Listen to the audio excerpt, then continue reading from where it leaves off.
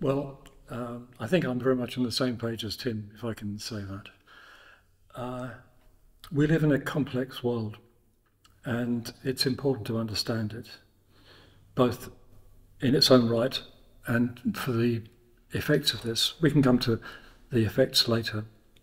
But philosophy, I agree with Tim, is a science of Wissenschaft, and it tells us important things, or it concerns investigations concerning the nature of the world. What does it mean to be a person?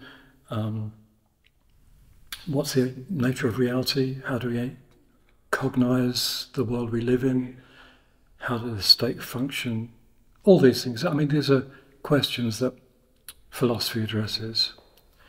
Of course, there are many other inquiries which investigate the world around us, like history and art theory and political science and so on.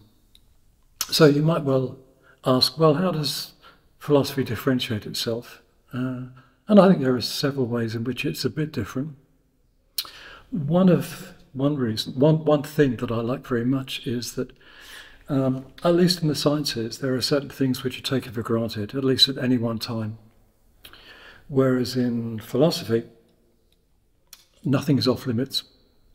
So even though something is accepted, has been accepted, it's fair game to say why.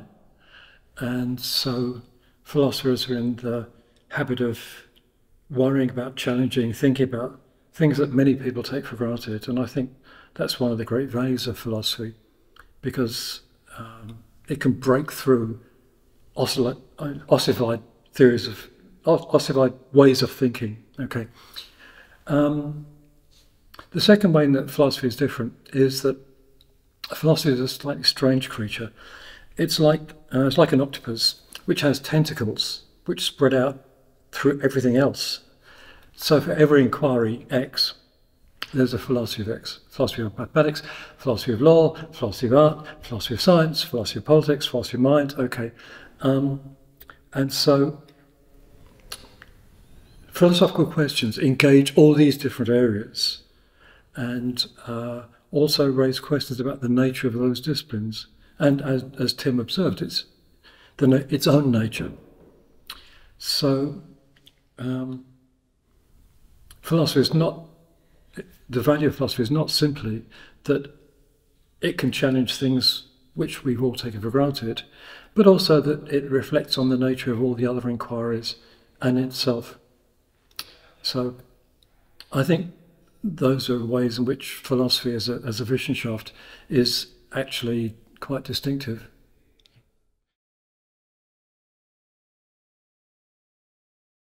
Well, look, it can't be denied that a lot of philosophical issues can appear arcane to the layperson. But nearly all the arcane issues relate in some way or other to more important things. I'll come back to that in a second.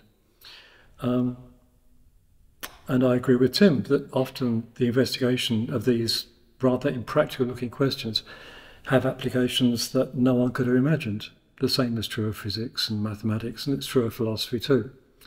So there's a value in understanding the world per se, because you never know quite where it can lead to or it should lead to. So that's one reason. But another reason is this. Some of the questions that philosophy asks itself and others are really important practical questions. So, for example, how does the state that we live in work? How should it work? What is the purpose of the state? What should it try to achieve? I mean, these are philosophical questions. Practical questions that are important, for example, in the United States at the moment. What role should religion have in running the state? Should women have a right to an abortion? Should the state have a right to prevent women having an abortion? Quite generally, what's a meaningful life like? What is it for humans to flourish? I mean, we all try and flourish our own way. Hopefully it's a sensible way and not a stupid way. What's a sensible way? So, I mean, these are profound questions that philosophers have worried about for ages, and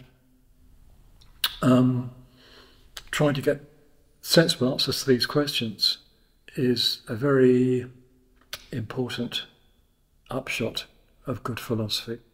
So not all philosophy is arcane. Some of it is really the sort of thing that any thoughtful person thinks about.